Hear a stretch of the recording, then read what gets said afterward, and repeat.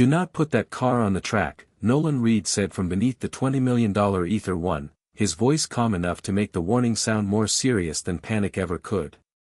The private gala rehearsal stopped around him. 40 feet of polished black floor reflected crystal lights, tailored suits, and the silver body of the most expensive vehicle Sterling Velocity had ever built. The Ether One rested beneath a chandelier like a machine designed to be worshipped, its carbon fiber skin catching every angle of light, its rear wing folded cleanly into the body. Nolan slid out from under the chassis in a gray work shirt, one sleeve marked with dust from the inspection panel. His contractor badge hung crooked against his chest. An old canvas tool bag sat beside him. Nothing about him matched the room. Ava Sterling noticed that first. At 29, she had already spent 4 years turning her family's struggling performance division into one of the most watched automotive companies in the country. She crossed the floor in a fitted black business suit, moving with the controlled efficiency of someone accustomed to people clearing space before she reached them. Victor Hale followed at her right shoulder, his silver tie perfectly centered, his expression already shaped into professional irritation. "Who authorized him to touch the car?" Victor asked. Nolan stood and looked past both of them toward the rear wing. "The secondary actuator is opening late." Victor gave a short laugh. "It has not even begun the final calibration. It is still late." Several engineers turned from their workstations. Behind the glass observation wall, Emma Reed sat at a small table with a silver model car resting beside her workbook. She was 7 years old and had learned that when adults laughed near her father, he usually became quieter rather than louder. Ava looked at Nolan's badge, then at the open service panel. "You are assigned to fabrication support." "Today, yes." "And you believe you understand the active aerodynamics better than the team that designed them?" Nolan did not answer immediately. He watched a technician cycle the wing through its test sequence. The first section rose. The second followed half a second later. Almost no one in the room reacted. Nolan did. "The load transfer is crossing the hinge before the second actuator catches it," he said. "At full speed, the fail-safe will engage." Victor stepped forward. "That is not how this system works." Nolan finally looked at him. "It is how it was designed to work." The room changed by a degree. Not enough for anyone to name it, but enough for Ava to hear the implication. She studied Nolan's worn shirt, the grease beneath one thumbnail, the quiet child beyond the glass, and made the mistake that would follow her for the next 3 days. "Have you ever designed a supercar?" she asked. Nolan's eyes moved briefly toward Emma. He could see her holding the silver model in both hands. He said nothing. Ava mistook his silence for embarrassment. "You could never build one," she said. A few people smiled. Victor did not bother hiding his. Nolan closed the service panel and picked up his tool bag. He did not defend himself. He did not mention the 14 months he had spent drawing the ether structure before the car had a name. He only looked once more at the rear wing. "I did not say I could build one," he said. "I said that one is not moving the way it was designed to." Then he took Emma's hand and walked out. 3 days later, Ava would stand beside the same car, staring at the first design file ever created for it, and ask why Nolan Reed's name was written at the top. The drive home took 42 minutes, most of it in silence. Emma sat in the passenger seat with the silver model car resting across both palms, turning it slightly whenever streetlights passed over the windshield. Nolan kept one hand on the wheel and the other near the heater controls, adjusting the temperature whenever she rubbed her fingers together. He did not mention the laughter. Neither did she. Their house stood at the end of a narrow street lined with maples and older garages, the kind of neighborhood where people fix things because replacing them cost too much.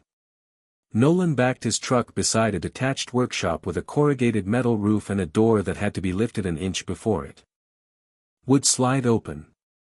Inside, the air smelled like cut aluminum, old coffee, and machine oil. A half-finished motorcycle frame rested on one stand. 2 repaired suspension arms waited on another. Nolan earned enough from contract fabrication and restoration work to keep the lights on, pay the mortgage, and stay close enough to pick Emma up from school every afternoon. That had become the standard by which he measured every job. Emma placed the silver model on the workbench while Nolan removed his jacket. One rear wheel leaned slightly inward. He found a small screwdriver, sat beneath the fluorescent light, and loosened the axle housing with the patience of a man repairing something far more valuable than metal and paint. "Why did she say you could not build one?" Emma asked. Nolan kept his eyes on the wheel. "She does not know me. But you know her car." "I know parts of it." Emma frowned. "That is not the same answer."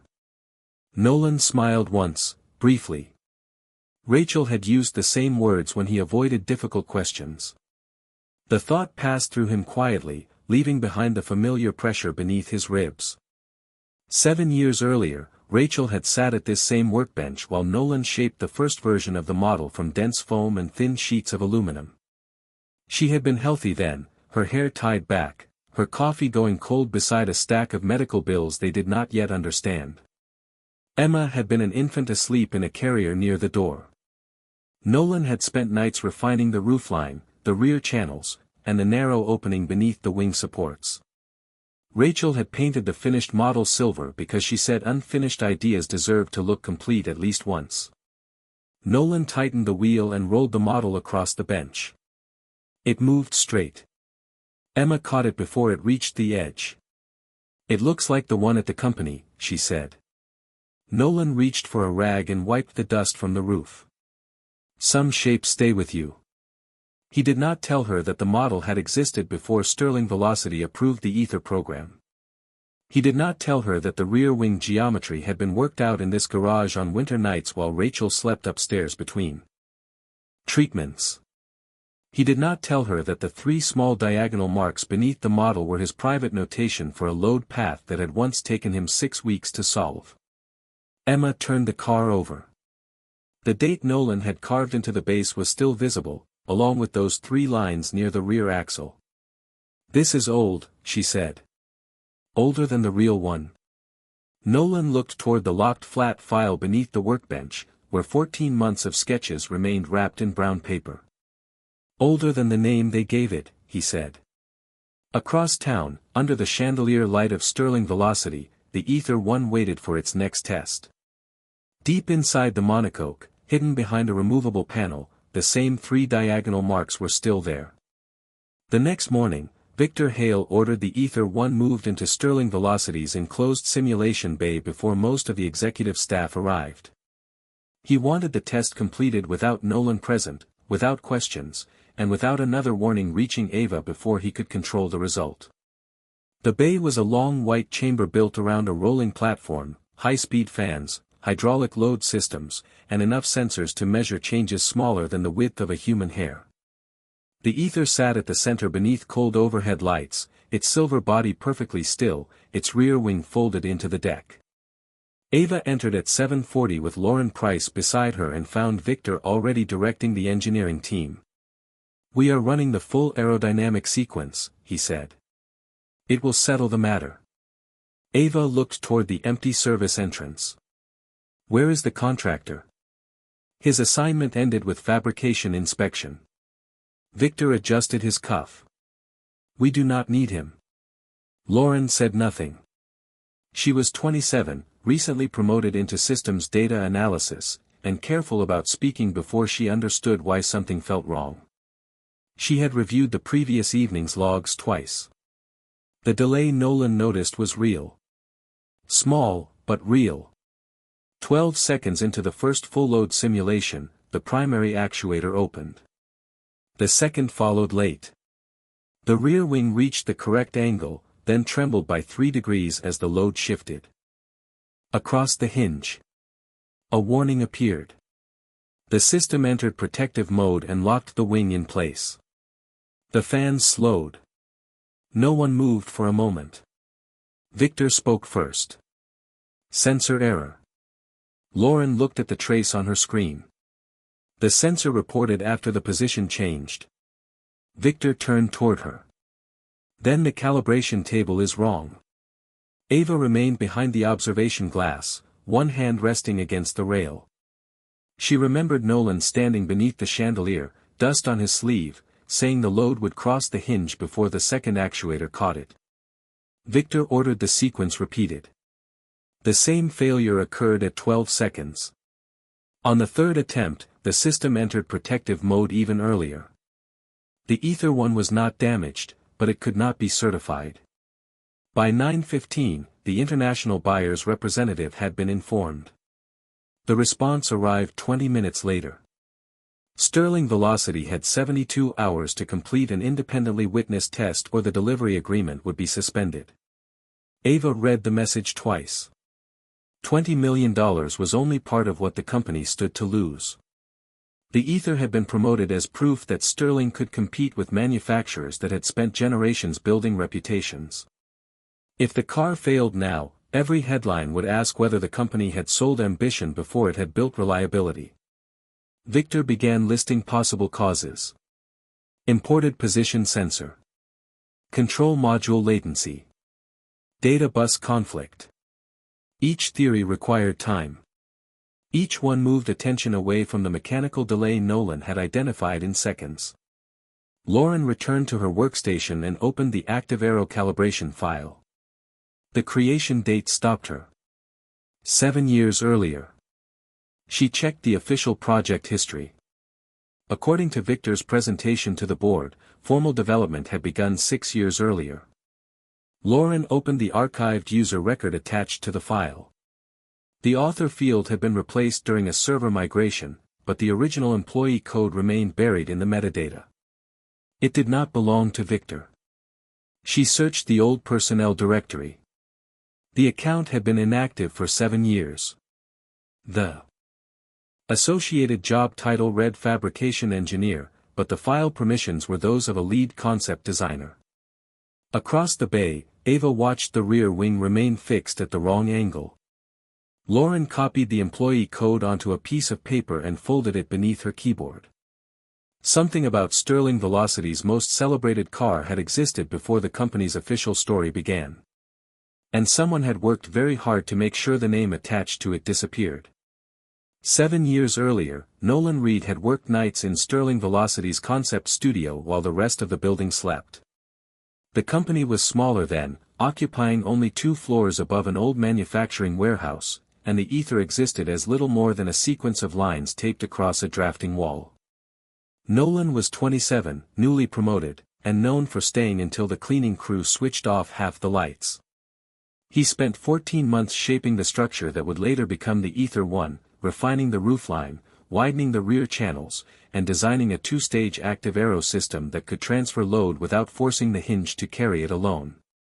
Victor Hale was his department manager. He attended the executive meetings, signed the project summaries, and rarely remained in the studio after 6 in the evening. Nolan did not resent that. At the time, he believed good work eventually made its own ownership clear. Rachel used to bring dinner to the studio when he forgot to leave. She would sit on the edge of the drafting table with Emma asleep against her shoulder and watch him move between the physical model and the digital simulation.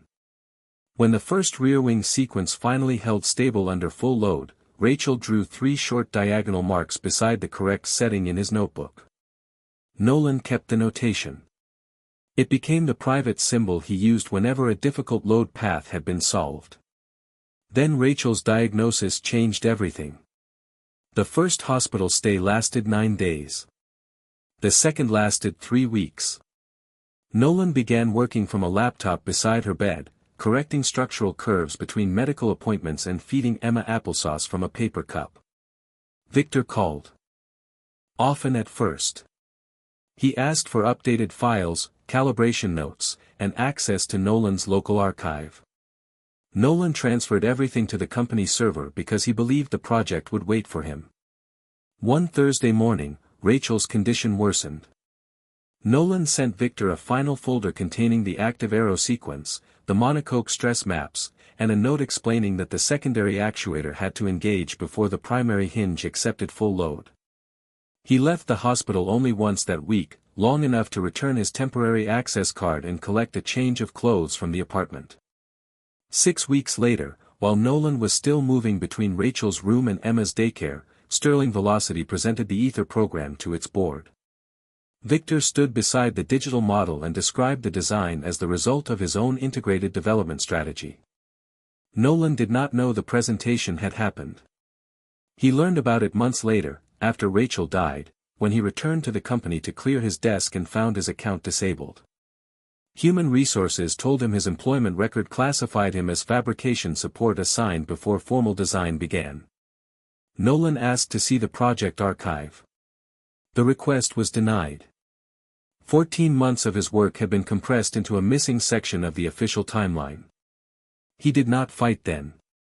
Grief had reduced his world to school forms, mortgage payments, and a child who woke at night asking when her mother was coming home. He packed his paper notebooks into a flat storage box, carried them to the garage, and locked them beneath the workbench. At Sterling Velocity, Ava sat alone in her office reviewing the same personnel file Lauren had flagged. The language felt wrong. A fabrication employee should not have written notes about aerodynamic load transfer, actuator sequencing, and monocoque stress behavior. She turned to the official project timeline. One page moved from early concept to board approval without explaining what had happened between them. The gap covered exactly 14 months. Ava called Human Resources and asked who had authorized the classification change. The answer came back 20 minutes later. Victor Hale. Ava Sterling drove to Nolan Reed's house after sunset without telling Victor Hale, Human Resources, or anyone on the executive floor. She left the company car in the garage and used her own sedan because she did not want the visit entered into a driver log. The address led her to a narrow street of older homes, winter bare trees, and detached workshops lit by fluorescent tubes. Nolan's garage door was half open. Warm light spilled across the driveway, carrying the faint sound of a small electric motor turning against resistance. Ava stopped at the entrance. Nolan stood at a workbench in the same gray shirt he had worn at Sterling Velocity, his sleeves rolled above his wrists. Emma sat on a high stool beside him wearing safety glasses that were slightly too large for her face. Between them was a school science project made from thin carbon scraps, wooden dowels, and a small fan wired to a battery pack. Nolan adjusted a handmade linkage while Emma recorded the movement in a notebook. He noticed Ava before Emma did. His hands stopped, but his expression did not change. "It is late," he said. "I know." Ava stepped inside. The garage was small enough that nothing could hide its purpose. Suspension arms rested on padded shelves. Aluminum templates hung from hooks. A stack of unopened bills sat beneath a coffee mug near the corner of the bench. On the wall, a school calendar had pickup times written in blue marker. There were no framed awards, no photographs from automotive events, and no evidence that the man in front of her had once worked on a $20 million machine. Only the work itself. Emma lifted the project carefully. "We are testing how air moves a wing," she said. Nolan corrected her gently. "How the wing controls the air." Ava looked at the linkage.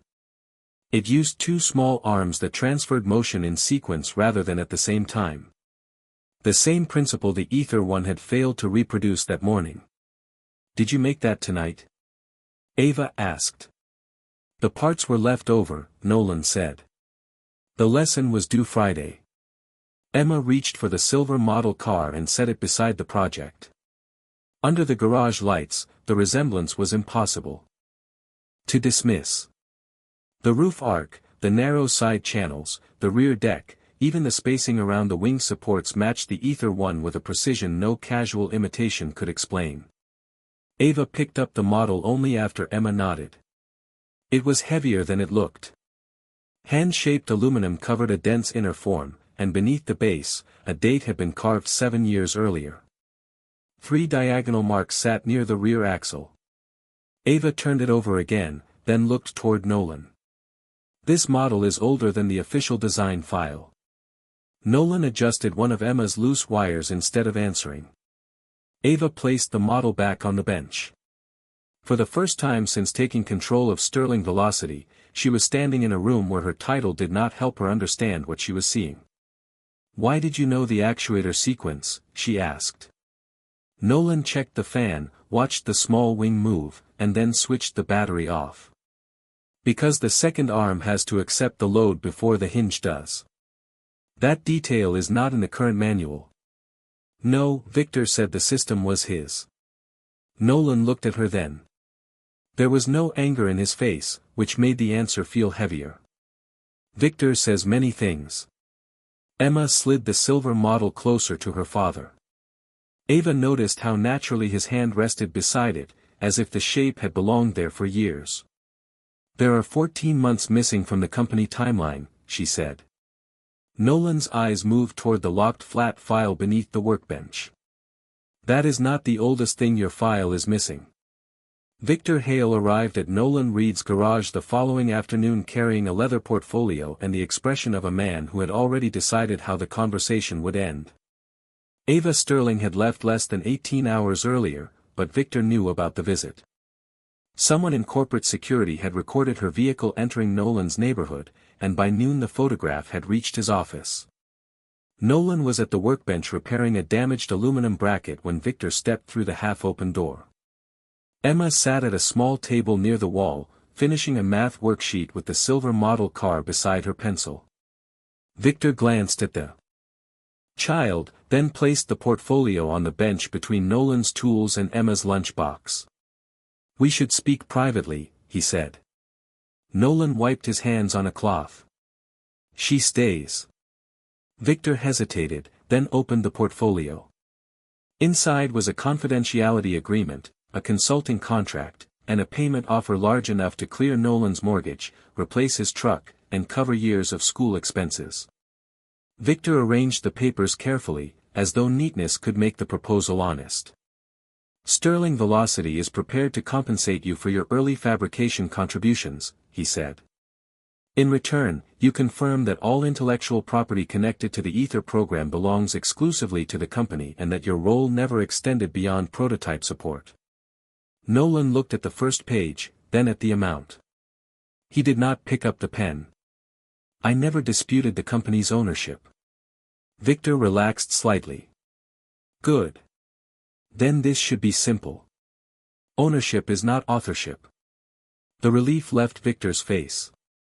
Emma stopped writing but kept her eyes on the worksheet. Nolan closed the portfolio and pushed it back across the bench. "Does Ava know you changed the second actuator?" he asked. Victor did not answer.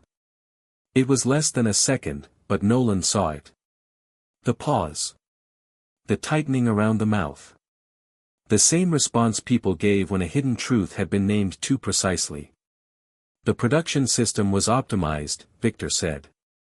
"You removed one actuator. We reduced unnecessary complexity. You moved the full aerodynamic load onto a hinge that was never designed to carry it alone." Victor lowered his voice. "Be careful, Nolan. You left the company. You abandoned the project." Nolan looked toward Emma before answering. "I left to take care of my wife." The garage became quiet except for the small heater clicking near the wall. Victor gathered the papers. "Sign the agreement, and none of this needs to become difficult." Nolan returned to the damaged bracket. "The car is already difficult." Across town, Lauren Price opened a forgotten backup directory on an archived engineering server. The folder contained only compressed previews, not the original design files, but one thumbnail was enough. It showed the rear wing assembly with two actuators sharing the load exactly as Nolan had described. 3 diagonal marks appeared beside the hinge. Lauren checked the creation date, then copied the image to an external drive. At that same moment, Victor's credentials appeared in the archive access log. Folders began disappearing one after another. Concept geometry. Load simulations. Early calibration. Ether 0. Lauren watched the directory shrink while the system administrator line remained active. She started a second backup, but the files vanished faster than the transfer could preserve them. By the time Victor left Nolan's driveway, most of the original archive was gone. One thumbnail remained. 2 actuators. 3 diagonal marks. And enough evidence to prove that someone had been trying to erase the past before Ava could see it. Samuel Keene arrived at Sterling Velocity just after 8 the next morning carrying a worn leather notebook and refusing the executive conference room Ava Sterling had reserved for him. He asked to see the car first. At 68, Samuel had spent 4 decades designing performance vehicles for companies that rarely admitted how much they depended on people like him. He walked around the Ether One without speaking, studying the roofline, the rear channels, and the folded wing as though reading a language he had not seen in years. Ava stood beside Lauren Price near the glass wall. Victor Hale remained at the far end of the room, composed enough to appear confident and tense enough to make the confidence visible. Lauren placed the recovered thumbnail on a large monitor. The image was grainy, but the 2-actuator layout could still be seen clearly, along with 3 diagonal marks beside the rear hinge. Samuel stopped when he saw them. He moved closer to the screen, removed his glasses, wiped them once, and looked again.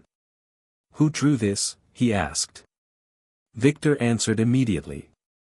"It came from my early development team." Samuel turned toward him. "That was not my question." The room went quiet. Ava asked Lauren to display the creation record. The original author field was gone, but the employee code remained. Along with a timestamp 7 years old. Victor said the code had probably been reassigned during the server migration. Lauren shook her head. It was retired before the migration. Ava looked at Samuel. "Do you recognize the drawing?" He placed one finger near the curved load path on the screen. "I recognize the way it was drawn." 7 years earlier, Samuel had visited Sterling Velocity as an outside advisor and found a young engineer alone in the concept studio after midnight, working through a rear load problem that had stalled the team for weeks. The engineer used short diagonal marks to identify solved transitions and wrote every angle with a slight forward lean. Samuel had reviewed 3 pages, then told Victor not to lose the man who had drawn them. "What was his name?" Ava asked. Samuel looked toward the service entrance. "Nolan Reed." Victor stepped forward. "That proves nothing. Many people contributed to the program." Samuel put his glasses back on. "Many people contributed. One person understood the structure before the rest of you understood the shape." Ava had already sent for Nolan. He entered the pavilion 20 minutes later carrying the flat storage box from beneath his workbench. Emma walked beside him with the silver model held carefully against her coat. Nolan set the box on the glass table but did not open it. His attention went to the Ether's rear wing. "Has the certification test been rescheduled?" he asked. Ava looked at the unopened box. "We are trying to establish authorship. The car should be made safe first." Victor gave a restrained laugh. "You expect us to delay everything while you recreate 7-year-old claims from a notebook?" Nolan turned toward him. "I do not need the notebook to know what you changed." Samuel stepped between the screen and the table, not physically blocking anyone, only making the room choose where to look. "Open the box," Ava said. Nolan did not move. "After the car is fixed." Ava studied him for a long moment. He was standing in front of the evidence that could restore his name, yet he was still more concerned with the machine than with the credit. That was the first thing about him she fully understood. Samuel looked at Nolan and asked the question no one else had been willing to say aloud. "Did you design the Ether?" Nolan rested one hand on the closed box. "I designed what it was supposed to be." Nolan opened the flat storage box only after the Ether One had been moved into the enclosed test bay and the independent certification team had taken control of the monitoring system.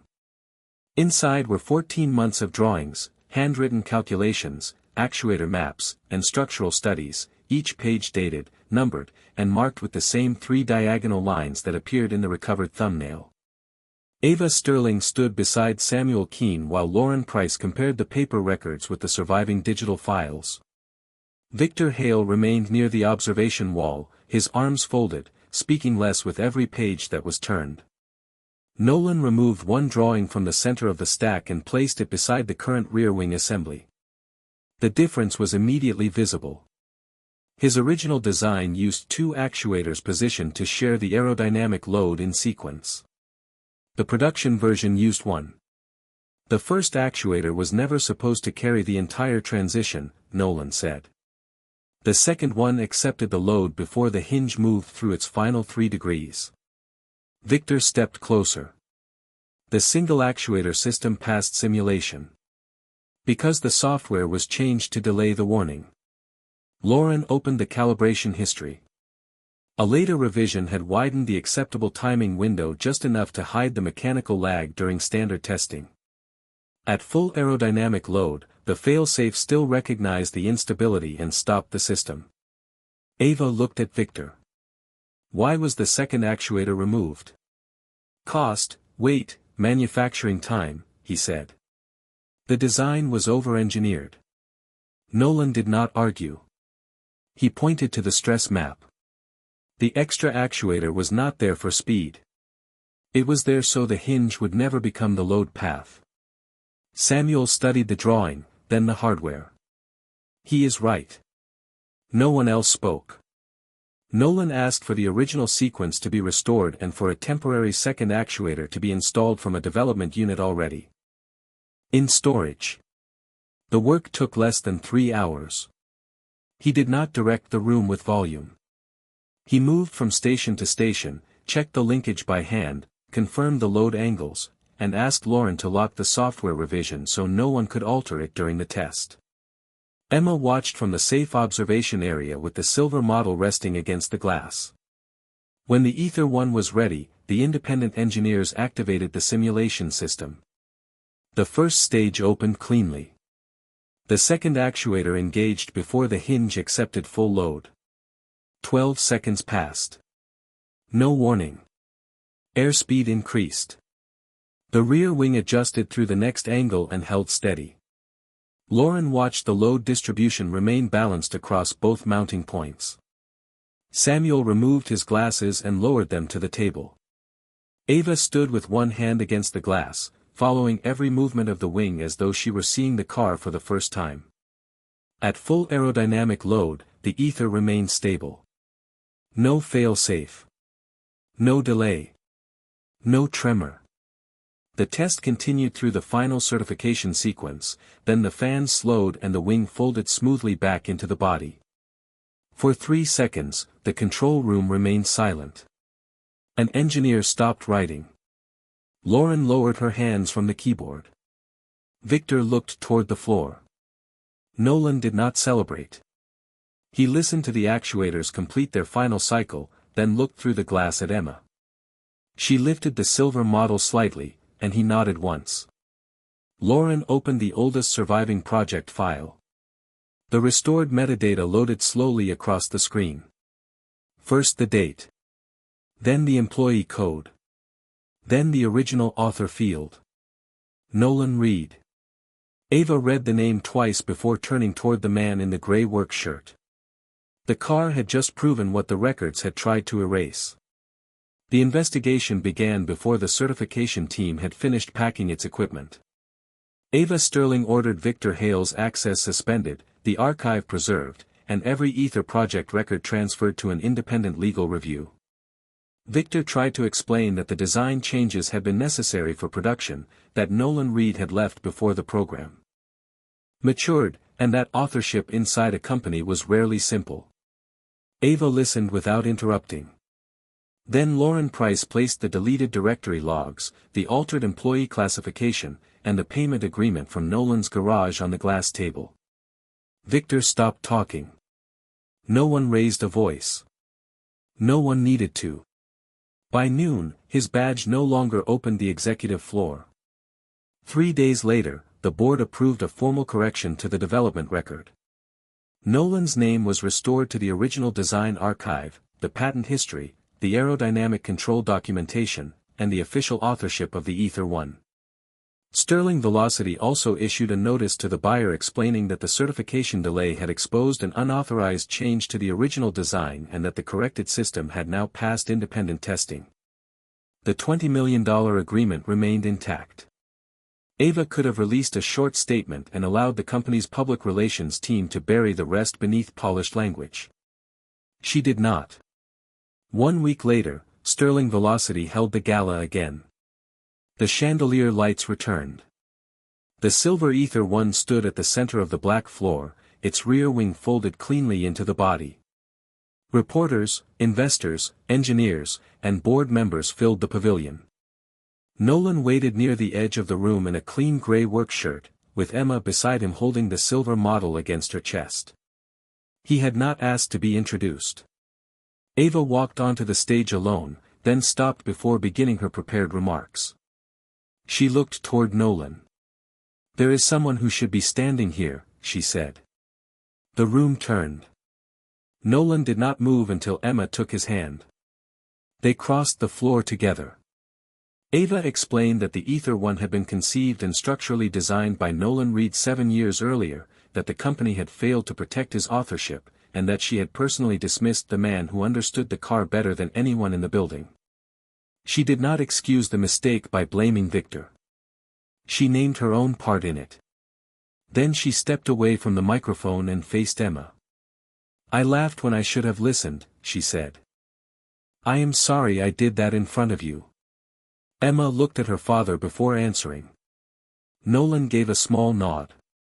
"He was right," she said. Ava smiled without defending herself.